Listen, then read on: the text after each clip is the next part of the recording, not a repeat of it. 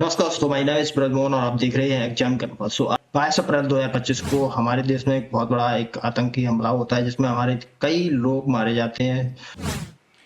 वहां से आए कुछ फुटेज और वीडियोस देखो, जो एक महिला अपने पति के पास बैठी है, जो बिल्कुल ना बोल रही है ना देख रही है, बिल्कुल गुमशुदा सी, और उसके पति की हत्या कर दी गई है वहां पे।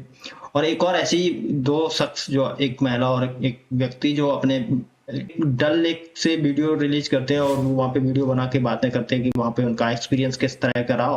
उसके बाद वही महिला थोड़ी देर बाद दिखती है एक बहुत ही हताश और बहुत ही, उसी महिला के पति को थोड़ी देर बाद गोली मार दी जाती है। और वो महिला जो इतनी खुश थी, अचानक से उसकी जिंदगी में इतना बड़ा दुख क्रिएट कर दिया। तो ये कोई नया नहीं है, जब से हमारा देश आजाद हुआ है ये लगातार साइड में था एक इंसान है, उसको मार दी। Please ask for help, we don't need. Okay, don't worry, don't worry.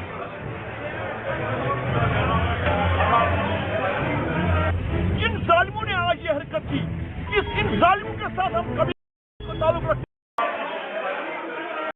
और मजम्मत करते हो रहा है, क्योंकि हम जब तक इस चीज को झेलते रहेंगे ये और होता रहेगा। इस तरह की चीजों को हम जब तक एक मैच्योरिटी के साथ लेते हैं और तभी तभी ये हमला होते हैं, चाहे वो पुलवामा हो, चाहे वो कोई दूसरा है। बहुत सारे ऐसे आतंकी संगठन हैं जो कि इस चीज के लिए, बहुत सारे ऐसे आतंकी संगठन हैं जो एक्चुअली बहुत ज्यादा एक्टिव है इन चीजों में आज की डेट में। और जम्मू कश्मीर जब से स्टेट का उससे स्टेट और छिन गया, उसके बाद यूनियन टेरिटरी बना, तब से कई आतंकवादियों ने इस तरह की चीजें करना शुरू कर दी कि अब 370 हटने के बाद जो भी हिंदू वहां जाते हैं घूमने या फिर वहां पे प्लान करते हैं, तो इन लोगों को पता नहीं क्या दर्द होता है, क्या प्रॉब्लम होती है वहां जाने से।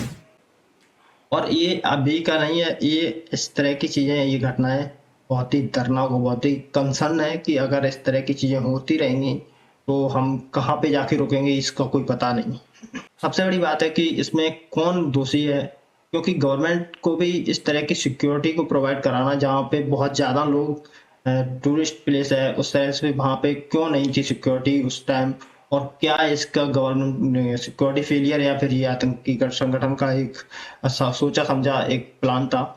इसमें लगभग 26 लोगों की डेथ हुई है और कई लोग घायल हैं अभी भी। और जो लोग इसमें वहां थे उन्होंने कई बयान दिए अपने।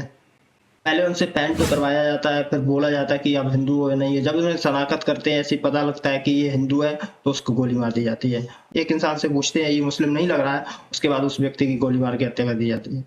सो अब ये एक एक्चुअली कंसर्न हो चुका है कि पूरे देश के अंदर बहुत बड़ा आक्रोश है आज की डेट में। ये जो सारा माहौल बना हुआ है, ये सारी चीजें हुई हैं, ये जम्मू कश्मीर के पहलगांव में हुई है, जो कि ये जो घटना हुई है वो बैसरन में हुई है, जो कि एक मिनी स्विट्जरलैंड भी बोला जाता है वहां पे। इस घटना में 24 इंडियंस थे दोस्तों, और महाराष्ट्र, कर्नाटका, यूपी, अलग अलग स्टेट से आए हुए थे। और इस घटना में ना तो उनका नाम पूछा जाता है, ना तो उनकी पहचान पूछी जाती, ना उनको जाना जाता है, बस उन्हें पूछा जाता है धर्म। और धर्म के पीछे इतनी बड़ी साजिश, जो कि धर्म के नाम पे यार क्यों ही इतना आतंकवाद फैला। हाल ही में एक जनरल जो पाकिस्तान का, उसने हिंदुओं के ऊपर बयान दिया, उसने बहुत ज्यादा जहर उगला हिंदुओं के लिए, और उसके बाद ये हमला।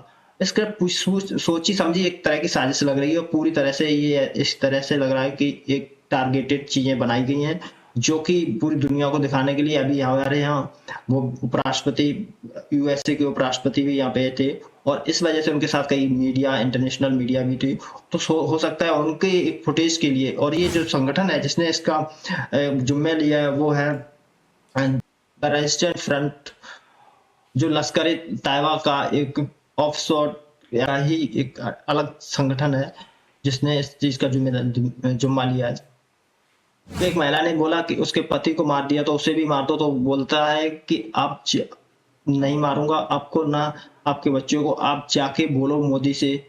उसके तुरंत ही बाद पता लगते हुए अमित शाह रवाना हो गई श्रीनगर के लिए, और इस चीज को कंडेम भी किया, प्रधानमंत्री ने भी कंडेम किया, और सारे नेताओं ने कंडेम किया। पाकिस्तान की तरफ से फिर से आने लगा भाई बकवास की हम इस चीज में नहीं इन्वॉल्व हैं, हमारा इससे कोई लेना देना नहीं है। बट कैसे विश्वास किया जाए फिर से, एक फिर से पुलवामा अटैक की तरह ये फिर एक तरह का उसी की तरह एक घटना है, जो कि ये सिविलियन पे की गई है, इसलिए ये बहुत ही कंसर्निंग है। क्योंकि आम आदमी, नित्य आदमी पर गोली चलाना कौन सा धर्म है ये तुम्हारा। पढ़ाते हैं, उन्हें कौन सी चीजें पढ़ाई जाती हैं पता नहीं, किस चीज को पढ़ते हैं और क्या फैलाना चाहते हैं दुनिया में।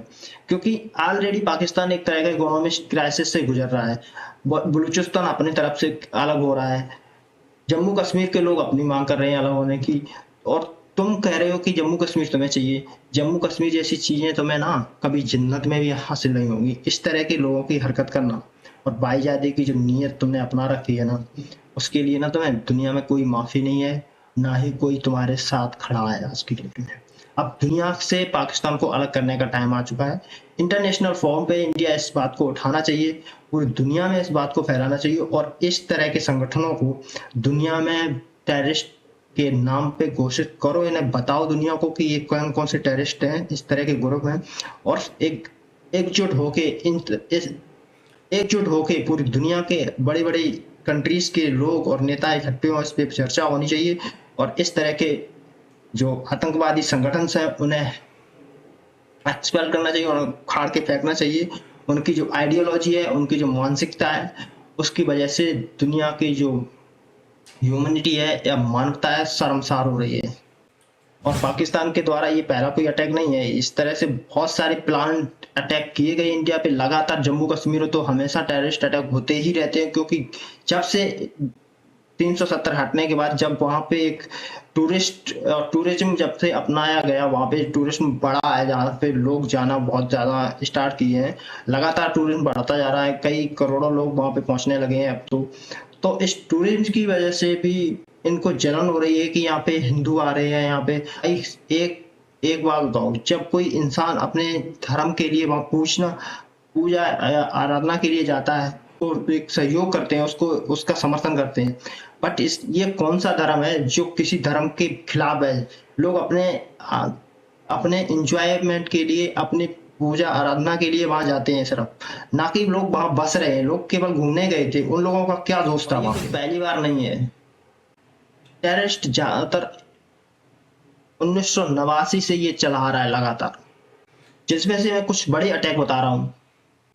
1995 में पहलगाम किडनैपिंग हुई थी। 1995 में किडनैपिंग हुई थी। 1900 हुई थी, जब फॉरेनर्स ट्रैकर थे उनको ले गई, जो अल फरहान ने 6 फॉरेनर को वहां से किडनैप किया, उसके बाद में एक कसर काट दिया, बाकी 5 मिसिंग थे कभी। 1997 में रामपुर मैसेकर, 7 पंडित मारे गए।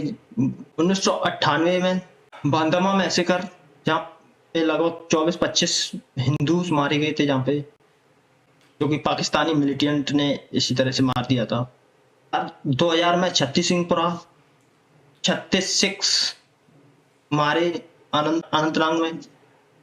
2003 नादी मार्ग, 24 कश्मीरी पंडित मारे गए पुलवामा में। 2017 अमरनाथ यात्रा, 7 हिंदू पिलग्रिम्स मारे गए। और 2024 में रियासी अटैक, जिसमें 9 हिंदू मारे गए, जो भी पिलग्रिम्स थे। एक बस पे अटैक किया गया, चलती हुई बस पे। 1988 से लेकर 2017 तक एक रिपोर्ट बताती है कि 41,000 लोग मारे जा चुके हैं, जिसमें से 14,000 सिविलियंस थे और 5,000 सिक्योरिटी फोर्सेस और 22,000 मिलिटेंट्स। टूरिस्ट पे अटैक रेयर्स होते हैं, लेकिन ये वाला जो अटैक है ये बहुत ही ज्यादा कंसर्निंग है। एक्टिव टूरिस्ट ग्रुप आजकल कौन कौन से हैं? लश्कर तैयबा, द रेजिस्टेंट फ्रंट, जैसे मोहम्मद, हिजबुल्लाह मुजाहिदीन, अल फरहान, हरकत उल असर। और इंडिया इतने सारे वॉर्स रख चुका है पाकिस्तान के साथ में, फिर भी हमने पीओके को आज तक ऑक्यूपाइड छोड़ ही रखा है उनके हाथ में। जबकि हमें आज तक पाकिस्तान ऑक्यूपाइड कश्मीर लेने के लिए बहुत बार हमारे नेता पॉलिटिशियंस बयान देते रहते हैं इस चीज पे कि हम अब की बार पाकिस्तान से ऑक्यूपाइड कश्मीर ले लेंगे, अब की बार ले लेंगे। इजराइल ने उस पे अटैक किया, इजराइल पे अटैक किया गया हमास द्वारा, उसने एक्सपेल कर दिया, पूरी तरह से बस कर दिया गाजा को, खत्म कर दिया। वो हट चुका था। उसने जिस तरह से इंडिया पाकिस्तान से बहुत ही ज्यादा मतलब लगातार इस तरह की जो टेररिस्ट अटैक होना, लगातार लोगों को मरना, लगातार जम्मू कश्मीर में पहले तो स्टोन पेल्टिंग वगैरह होती थी, पहले पत्थरबाजी होती थी, वो पत्थरबाजी खत्म हुई, लोगों ने वोट किए, लोकसभा में भी लोगों ने वोट किए। अब जाके ये नया एक रूप देखने को मिलने लगा है कि मुस्लिम को हिंदू डरा रहे हैं, हिंदू मारने की कोशिश कर रहे हैं, हिंदू दबा रहे हैं उन्हें। लेकिन अभी ये नए तरीके के एक नया एजेंडा लेके आ चुके हैं सामने। क्या है हिंदू मुस्लिम आइडियोलॉजी, क्यों इतना टेररिस्ट को, और जो भी जितने भी टेररिस्ट हैं उन्हें क्या लग रहा है, उसने अभी मैंने एक वीडियो में रिकॉर्डिंग में सुना था, आपको सुनाएंगे उसमें। मैंने अभी एक वीडियो रिकॉर्डिंग में सुना था जहाँ पे हिंदू मुस्लिम आइडियोलॉजी की बात हुई थी। उसने कहा, एक आतंकवादी ने, कि हिंदू अपने मोदी जी को एक बहुत ज्यादा सर पे चढ़ा रहा है। हिंदू मुस्लिम आइडियोलॉजी और कश्मीरी पंडित, जो 5 से 7 लाख कश्मीरी पंडित को भगा दिया वहां से, मार के, उन लोगों का कोई राइट नहीं था। जो वहां पे निवासी था, जो वहां जिसका घर था, जो वहां पे पैदा हुआ, जो वहां पे जन्म हुआ, जो वहां पे जुड़ी हुई है, तुम उस इंसान को भगा देते हो वहां पे। किस तरह का तुम्हारा धर्म है? क्या इस धरती पे सिर्फ इन्हीं लोगों का क्या इस धरती पे सिर्फ इन्हीं का वास होना है, कि इनके बाप की है जमीन? क्या ये इंडिया एक डेमोक्रेटिक कंट्री है? जब इंडिया के अंदर जब कोई कंट्री के कोई भी स्टेट में डिस्क्रिमिनेशन नहीं होता है, तो जम्मू कश्मीर में क्यों हो रहा है? क्या एंगल बना रखा है हिंदू मुस्लिम का? अगर देखा जाए तो कश्मीरी वैली में 90% मुस्लिम्स हैं, जम्मू में 66% हिंदू है, और टेररिस्ट ग्रुप जैसे लश्कर ए तैयबा और टीआरएफ, रेडिकल इस्लामिस्ट आइडियोलॉजी वाले लोग, फॉलो करने वाले लोग कहते हैं कश्मीर को पाकिस्तान में मिला दो या इंडिपेंडेंट कर दो। ये लोग हिंदू को टारगेट करते हैं क्योंकि उन्हें लगता है कि हिंदू आउटसाइड रहे हैं, हिंदू यहाँ के निवासी नहीं है। इस आइडियोलॉजी ने कश्मीरी पंडित को इसी आइडियोलॉजी ने खत्म किया। 1989 से 90 में मिलिटेंट्स ने इस कश्मीरी पंडितों पे अटैक किया, घर जलाए और धमकियां दी गई। 7 लाख से ज्यादा पंडित जम्मू कश्मीर से भाग गए, वो छोड़ गए, जम्मू कश्मीर से निकल गए, जो अब बेचारे जाके कहीं दिल्ली में कहीं जगह पे टेंट लगा के, कैंप लगा के रहे, अपना गुजारा किया। स्टार्टिंग में उन्होंने, ऐसा नहीं है मुस्लिम में सारे लोग बुरे हैं, या फिर मुस्लिम में भी मॉडरेट लोग हैं, बहुत अच्छे लोग हैं, और जो टेररिस्ट के बिल्कुल सख्त खिलाफ हैं। पर एक्सट्रीमिस्ट का आवाज जो है वो बहुत ज्यादा हो चुका है आज की डेट। अब कश्मीर जन्नत या जहन्नुम, अब इस तरह से पता लगता है कि कश्मीर क्या बन चुका है। गुलमर्ग और श्रीनगर जैसी जगह है जो दिल जीत लेती हैं, अब डर लगता था ऑलरेडी, और अब और ज्यादा लगने लगा है। 1995 के बाद ये दूसरा टेररिस्ट अटैक है जो टूरिस्ट पे किया गया है। 2017 में अमरनाथ यात्रा पे जो लोग गए थे उन पे अटैक किया गया था, और जो कि 2024 में रियासी एक बस पे अटैक किया गया था, जिस रियासी में जो रियासी अटैक हुआ, जो कि टूरिस्ट पिलग्रिम्स पे हुआ। कश्मीर ना पैराडाइज से एक हेल बन चुका है, जिसके शुरुआत में ही श्री लिखा है, श्रीनगर। अब वो श्री कहाँ रहा ये देखा जाएगा। पासी इंसर्जेंसी ने कश्मीर को जहन्नुम बना दिया है।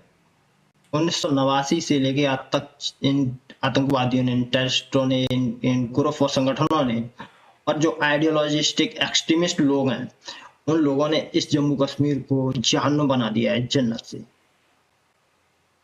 सिविलियंस पर अटैक, पंडित पर अटैक, सब सफर कर रहे हैं आज की डेट में।